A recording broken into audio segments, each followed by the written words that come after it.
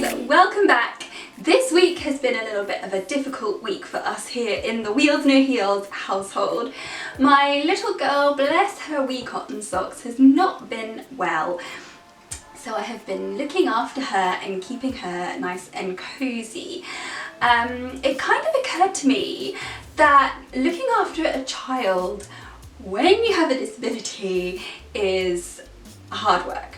It's hard work looking after a child, it's hard work looking after a sick child. So I thought I would make a video on sort of my tips and tricks on how I cope and sort of like the hacks, if you were, on what I do to sort of prepare the situation.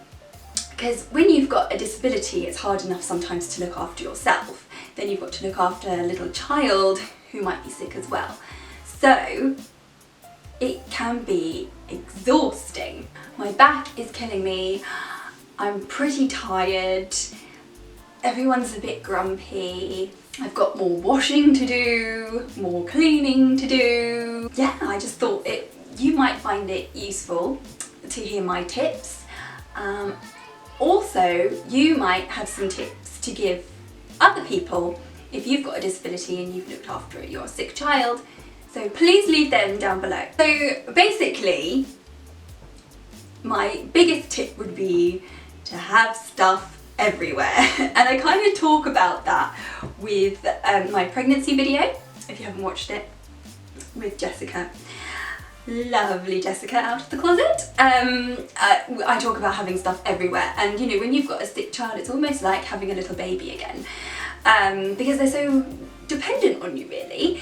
So I make sure that I've got all of the Nurofen, all of the Calpol, I've got the thermometer, I've got cold compresses, I've got my phone, I've got my charger, I've got sick balls, I've got extra towels, extra bedding. Everything is ready and prepared. We are prepared for the worst, if you like.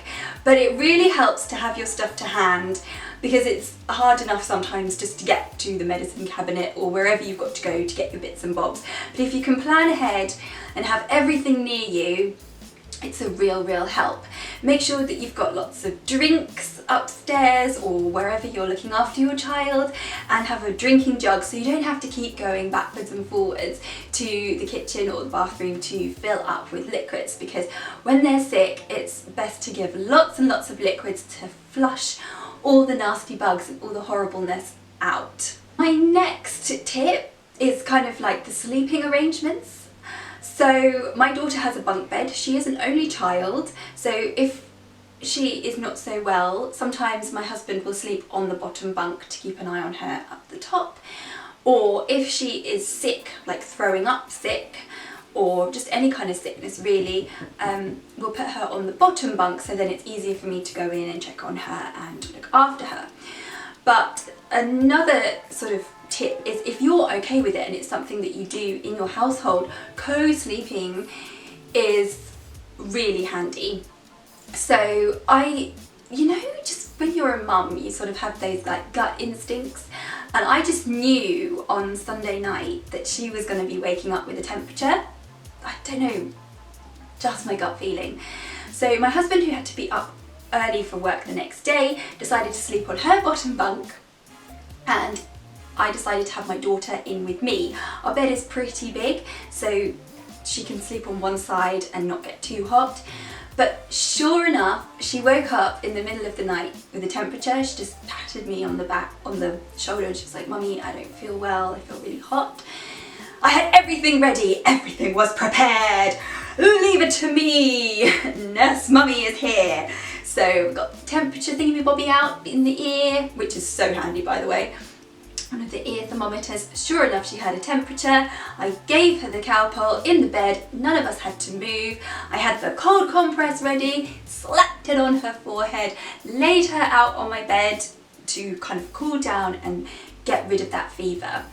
And it worked really well having her in with me. It was just so much easier than having to struggle backwards and forwards and checking on her in her bedroom and that kind of thing. So if that works for you, then that is a big tip from me, that yeah, it really helped. So those are my tips. This is a very short and sweet video. I couldn't really think of anything else, but if you've got any tips, then please, I would love to know what they are to make our lives easier, and I'm sure other people watching would love to hear your tips as well.